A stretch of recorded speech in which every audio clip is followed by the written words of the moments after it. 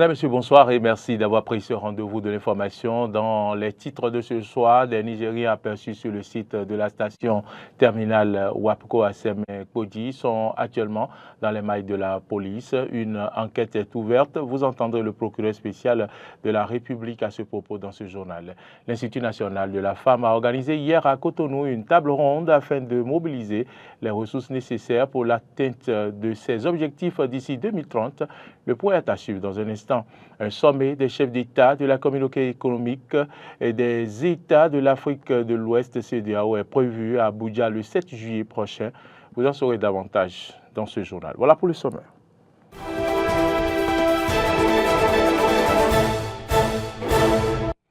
Merci à toutes et à tous de votre fidélité et bienvenue dans ce journal. Comme je l'annonçais en titre, le procureur spécial de la Cour de répression des infractions économiques et du terrorisme, CRIET, Mario Metonou, a donné des détails sur l'interpellation de 5 ressortissants nigériens qui se sont présentés mercredi comme des fonctionnaires de WAPCO Niger à Sémé-Kodji sur le site du pipeline. Il s'est prononcé sur la télévision nationale. Je vous invite à suivre ses propos. Le 5 août 2019, la République du Bénin a conclu avec la société West African Oil Pipeline, en abrégé WAPCO, un accord relatif à la construction et à l'exploitation d'un système de transport des hydrocarbures par pipeline. Cet accord, qui vient à la suite de diverses conventions passées avec la République du Niger, définit les conditions de construction et d'exploitation du pipeline devant permettre l'acheminement vers les marchés internationaux du pétrole brut du Niger par les côtes béninoises. Le 3 juin 2024, le ministre de l'Énergie, de l'Eau et des Mines de la République du Bénin a confirmé à l'administrateur général de WAPCO Bénin l'engagement de la partie béninoise à respecter les accords conclus, mais a clairement indiqué que pour des raisons de sécurité, elle procéderait de manière encore plus avisée à la vérification de l'identité des personnes devant accéder au site. Dans la soirée du mercredi 5 juin 2024, des informations de sources dignes de foi qui me sont parvenues ont fait état de ce que des personnes se sont frauduleusement introduites sur le site de la station terminale de WAPCO Bénin à Sémé-Kodji. Des investigations menées sur place. Il ressort ce qui suit. 5 ressortissants nigériens se sont introduits sur le site sans décliner leur identité. Au lieu d'emprunter l'entrée principale et de s'enregistrer à la guérite, ces personnes ont préféré utiliser une entrée dérobée située à l'arrière du site. Dans cette manœuvre, elles ont bénéficié de la complicité de l'administrateur général de WAPCO Bénin, qui a pourtant reçu 2 jours plus tôt la lettre du ministre de l'Énergie, de l'Eau et des Mines, à travers laquelle l'État béninois a exprimé de vives préoccupations sécuritaires. Pour justifier cette entrée frauduleuse sur le site, les intéressés ont indiqué tous être des employés de WAPCO Niger dont ils arborent les badges et précisé qu'en cette qualité, ils n'avaient pas l'obligation de s'enregistrer à la guérite. Une telle justification est inopérante en raison de la sensibilité du site à l'étape actuelle. L'enquête a formellement établi qu'au moins 2 parmi ces personnes sont des agents nigériens au service du Conseil national pour la sauvegarde de la patrie CNSP.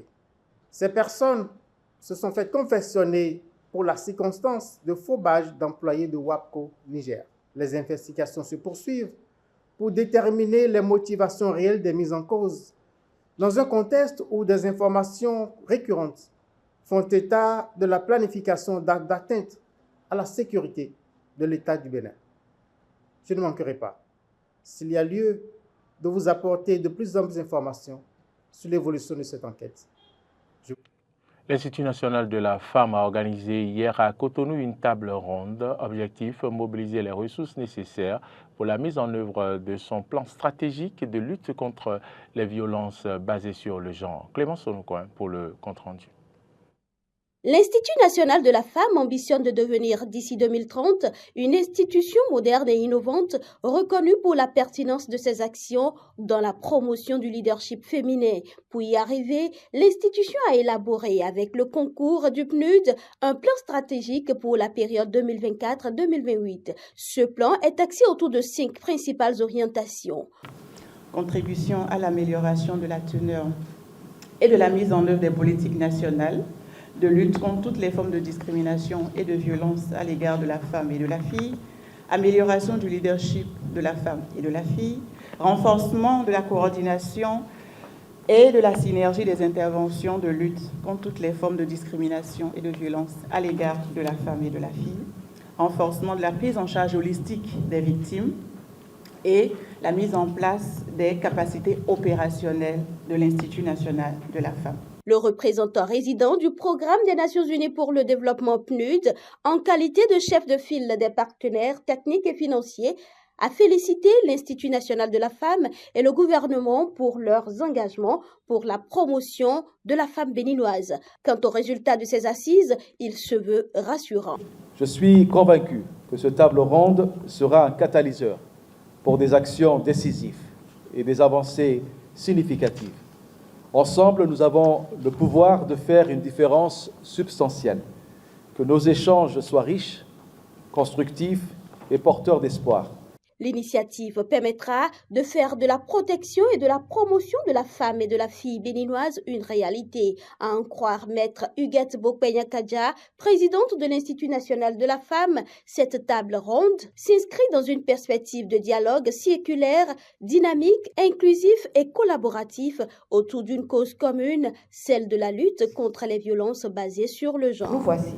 Vous convient à entrer avec nous dans un processus de construction de relations de travail pour la promotion du leadership des femmes, une lutte stratégique et innovante contre les formes les plus usuelles, les plus récentes et les plus subtiles de violence et de discrimination à l'égard des femmes et des filles, et une coalition qui s'appuie sur les leaders et les personnes ressources qui sont des leviers de mutation sociétale au sein des communautés. La violence a toujours été la forme la plus vile de communication et le dernier rempart de l'incapacité, de la faiblesse. Et cela, toutes les sociétés, toutes les cultures sont à même de le reconnaître. Pour produire des résultats probants et un impact réel et durable, votre concours nous sera précieux. En retour, je puis vous assurer de ce que, ensemble, au cours de cette table ronde et au-delà, nous conviendrons des meilleurs modes de travail, de communication, d'expression de notre engagement et de nos responsabilités, de maximisation des ressources mises à disposition, de suivi, d'évaluation conjointe, tout ceci dans la transparence et la redevabilité.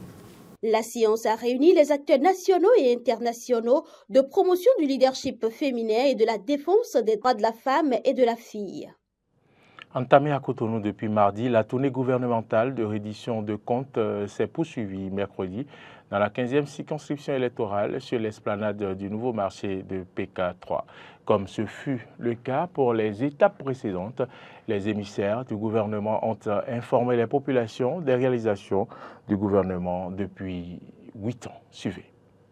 À cette étape de la tournée, la configuration de l'équipe a légèrement changé avec la présence du président du parti Union progressiste Le Renouveau, professeur Joseph Djokbenou, mais l'exercice était le même.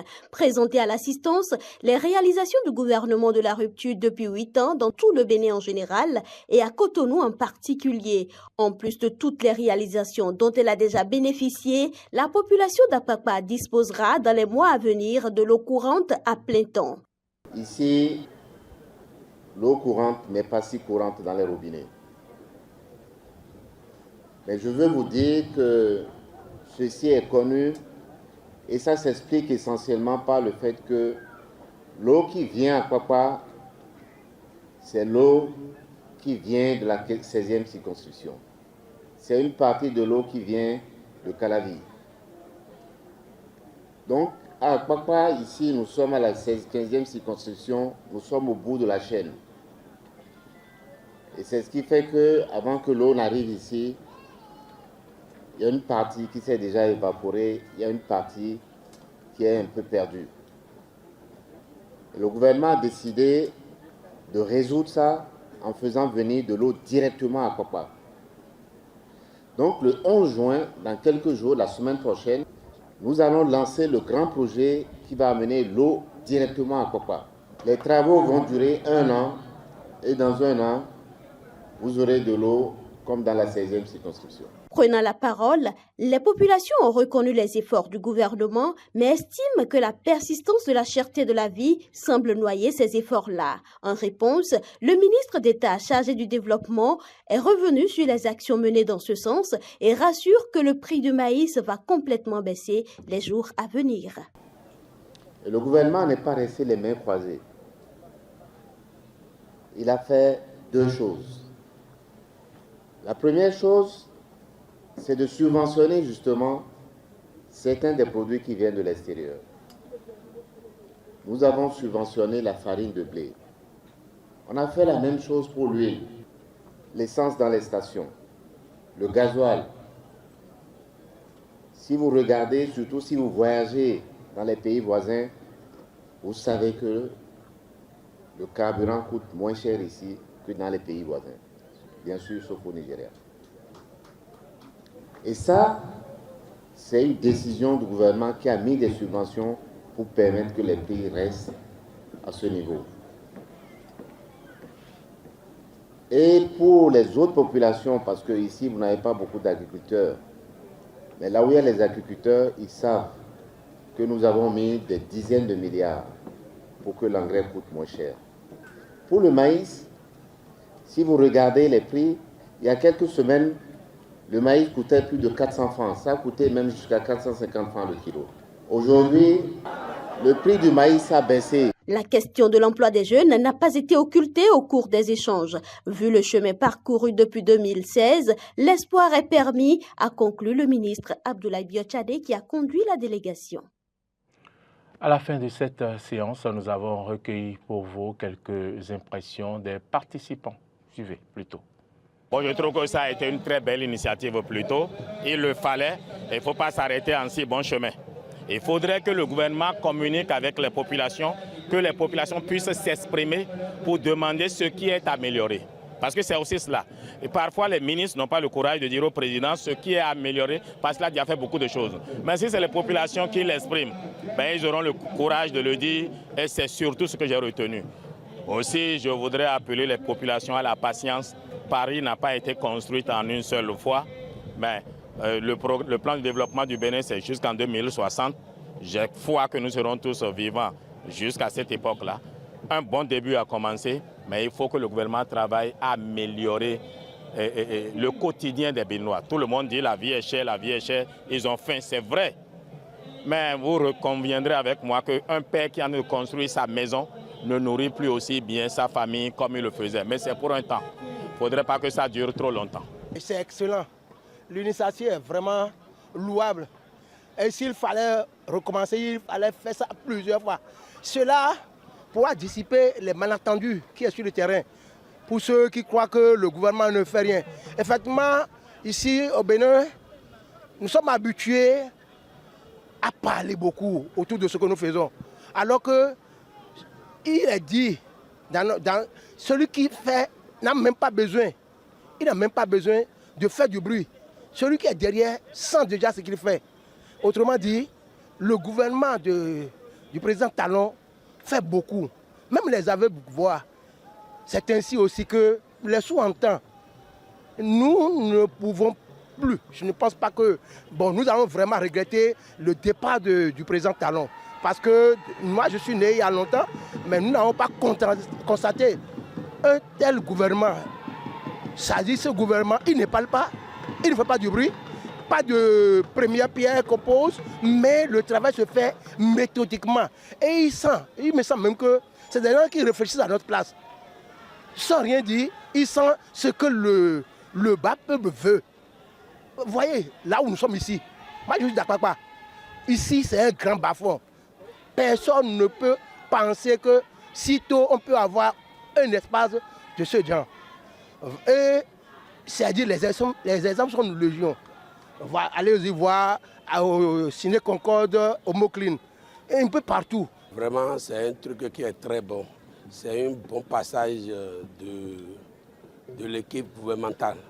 Sinon, depuis certains temps, on est en train d'écouter beaucoup de choses qui n'est pas bon sur notre président Guillaume Attanat Patrice Talon, qu'il ne fait rien dans le pays. Mais aujourd'hui, nous avons compris tout ce qu'ils ont venu dire aujourd'hui là. On a vu qu'il y a beaucoup de choses qui a été fait dans le pays et moi j'apprécie.